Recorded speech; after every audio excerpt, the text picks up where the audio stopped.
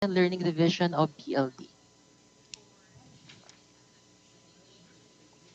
So for this session, after the session, participants are expected to, number one, learn practical methods for delivering the English curriculum for in key stages 2 and 3.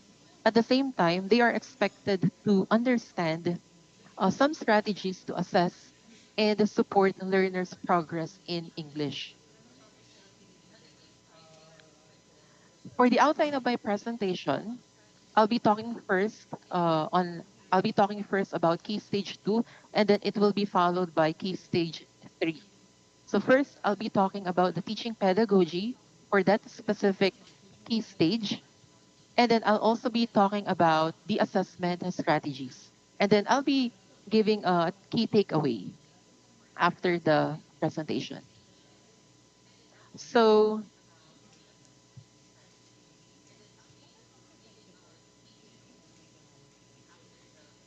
for this one, the question is, what happens when we integrate theoretical concepts with hands-on experience?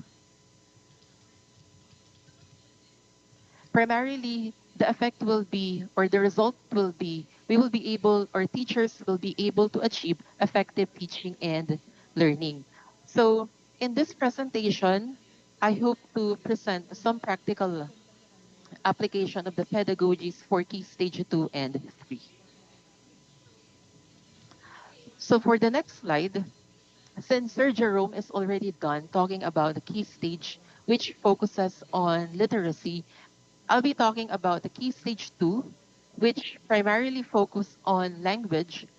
And I will also talk about key stage 3, which focuses on text.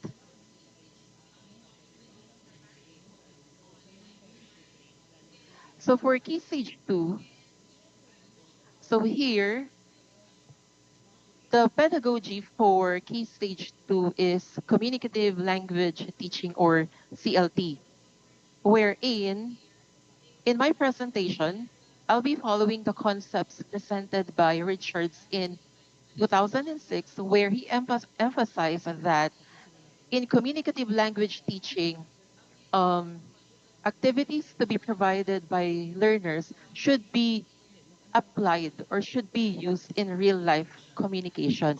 That is why, open and close parenthesis, it should be authentic. According to Richards as well, in 2006, he has presented in his book 4 characteristics of CLT, or communicative language teaching. So the first one is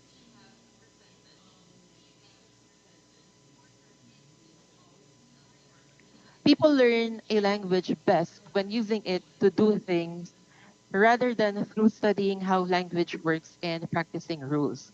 So it is really not effective to learn the second language, which is English, if we are just going to read them on the books, but rather CLT emphasizes the use of language in practical, real-life situations over theoretical rule-based learning. At the same time, for the second characteristic, according to Richards rather, people learn a language through communicating it.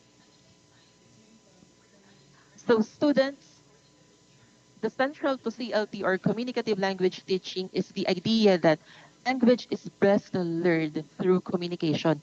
So for key stage 2, it is really expected for our teachers to allow our learners to use the language so that they'll be able to communicate using it. For the third one, classroom activities should be meaningful and involve real communication. So CLT encourages activities that reflect authentic language use and real communicative tasks. In other words, teachers should really incorporate activities or classroom activities that it's really has a use in the daily lives of our learners. And then for the fourth one, Both accuracy and fluency are the goals in communicative language teaching. So communicative language teaching should have a balance or has a balance between developing both accurate language, particularly on the grammar or the structure, and the ability to speak fluently.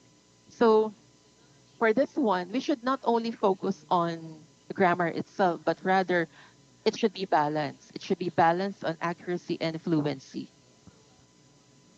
For example, so how do we apply communicative language teaching in our classroom? I have here an example, which is making a phone call. So the task here is students practice making phone calls to book appointments or inquire about the services. So they will do a role play as callers and receptionists. So that is the task. And then the purpose of this particular activity is that it helps learners use language in a practical, communicative way, learning the appropriate phrases and expressions for real situations. So they'll be able to know how to actually answer call and then what are the utterances that they are supposed to use whenever they answer or whenever they make a phone call. Another example is email invitation. So the task here is students write an email inviting a friend to a weekend event. So they need to include details like time, location, and activities. Just like what was mentioned in the characteristics of CLT, it does not only focus on an oral, it could also be used in written discourses, such as email invitation. And then the purpose of this particular activity is that it helps learners learn how to write an email with a clear purpose using the language, which is English, appropriate for the situation. Another example is breaking news report. So the task here is students create and present a written news report about a recent event. This involves researching details, organizing information, and using clear, concise language to write the report in a journalistic manner. And then the purpose of this particular activity is it encourages authentic communication by mimicking real world reporting and improving skills in organizing and presenting ideas logically. And we may be able to spot students who are good in journalism. So I have here a specific example. Actually, this particular example is not done by key stage 2 students, but I think this particular breaking news is applicable as well to key stage 2.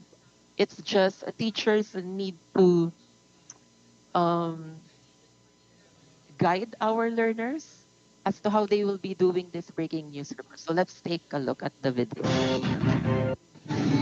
Govern what we are at facing Services, project of people of Rizal under the leadership of Governor Rizal.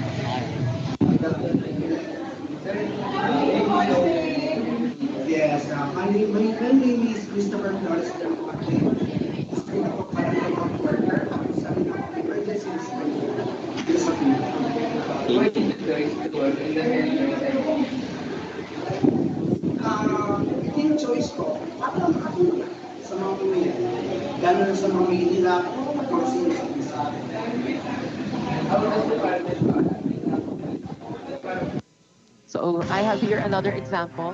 We are here at Sitio 5, Barangay Pinugay, Baras Rizal, where we can locate the Barangay Hall of Pinugay.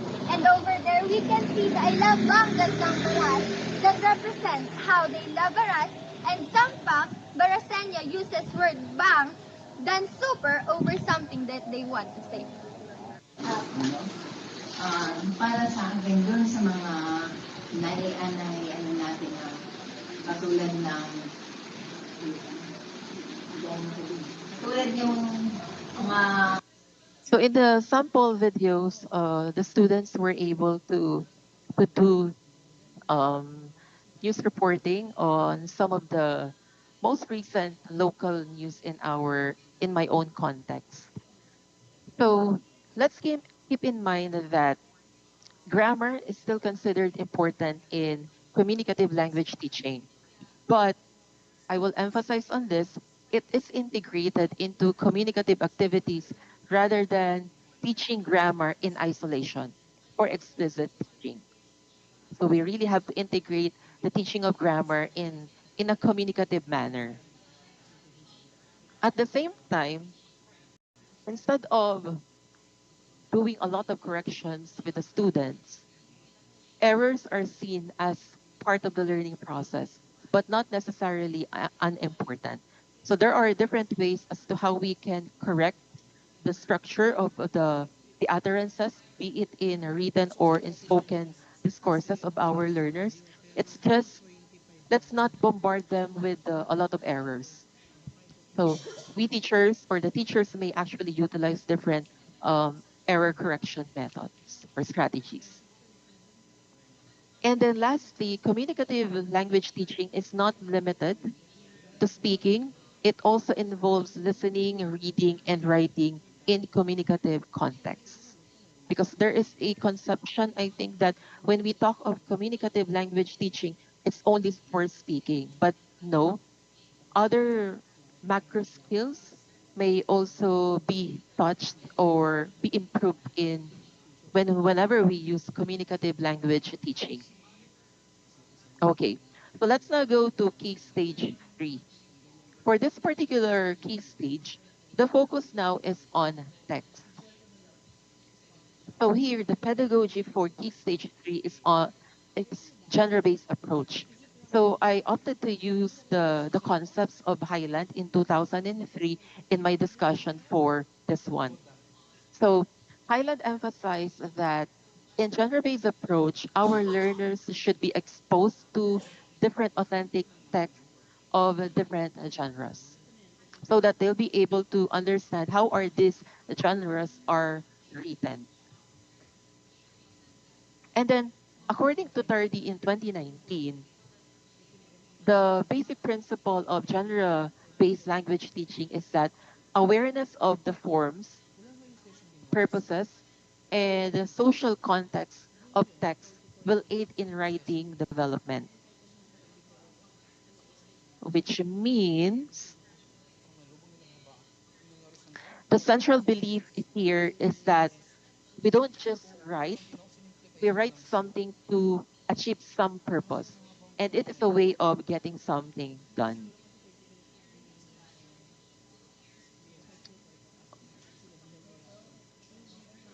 And then for the next one, when we talk of genre-based approach, the texts here are organized in various ways to meet the purpose. So what's the purpose of doing this kind of text? It should be very clear to the learners whenever we teach them. And then an effective text has a distinct sequence of stages that help it accomplish its goals. So let's take a look at the model of Highland of genre teaching and learning cycle. As you can see, there are three aspects in the model. We have here the modeling, joint construction, and independent construction of the text. So by having prior understanding and experiences of stage 1 and 2, which are modeling and joint construction, the students are ordered to write a certain type of genre, which they are exposed to. And then the student write a given genre, a genre type independently. That is for the last aspect, which is independent construction of text. And then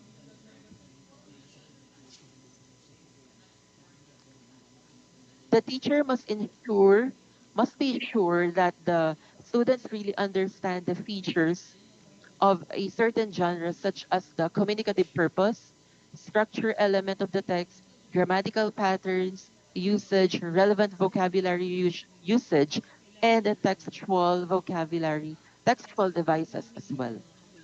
So I have here a specific example as to how we can apply this particular model of Highland. So in news article, this one is an informative genre. Under modeling or teacher-led, the teacher's task is the teacher chooses a news story, and then reads it aloud to the class. And then for the students, students follow along discussing the headline, lead, and the structure. So they highlight key parts of the article. By that, the students now are being exposed to that type of genre. And then the focus of this particular activity is that they have to understand how a news article is structured and how it presents information. So the outcome for this particular activity is that students learn how to write a clear and organized news article. And that is under modeling or teacher-led. For the second aspect of the model of Highland, we have here the joint construction, or teacher and students will now work together. So the task here is that the teacher helps the class choose a topic and then guides them in writing a news article together. The keyword here is a guide, because under this particular aspect of the model of Highland, the teacher needs to provide the guidance to the learners. For the students' activity, our excuse me, learners now need to brainstorm the facts for the articles, such as the who, what, where, and when, and then why. And then students work with the teacher to create the article outline and then write the lead paragraph. Remember po, teachers will just guide. Okay? The students will be the one to do the task, not the teacher. It's just the students need a guidance. And then together, the class writes the body of the article. So what's the focus of this? It allows learners to practice writing a news article as a class. And then the possible outcome for this is that students work together to write a complete news article, learning how to organize information. This does not only focus on writing an article, but we are also teaching our learners to collaborate with one another.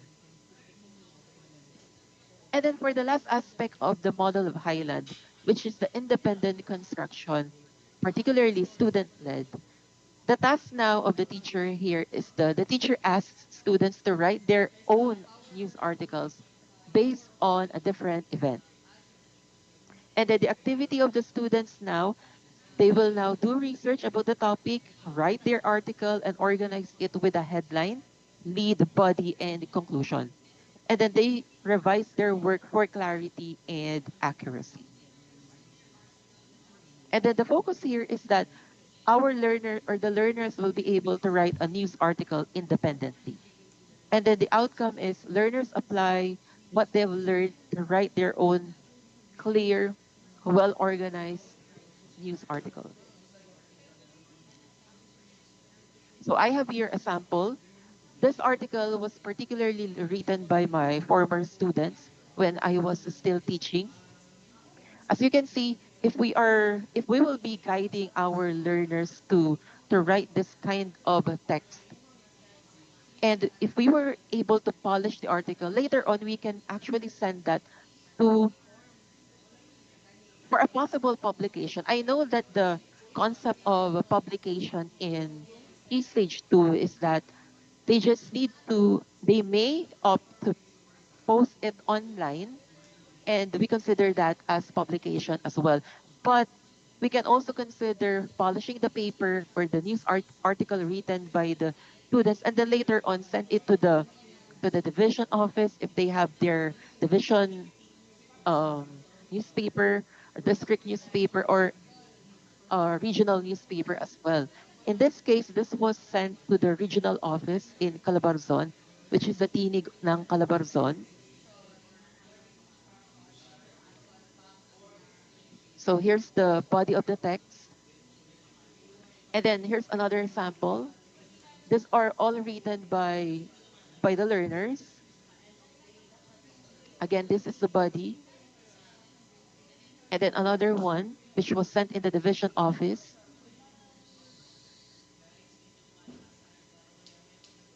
So here.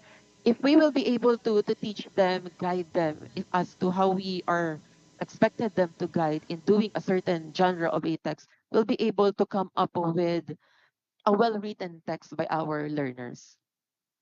And then in terms of assessment, I just have here general tips for assessment. So number one,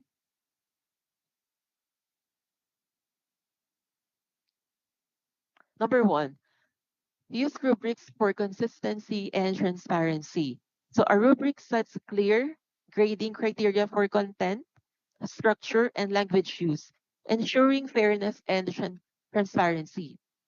And then for the second one, we also have to focus on both content and the form. So we have to focus on clear communication while guiding students to improve grammar and accuracy instead of marking every mistake. Highlight key areas to improve. Last slide na po ito. And then for the third one, provide formative feedback pointing out strengths and specific areas for improvement.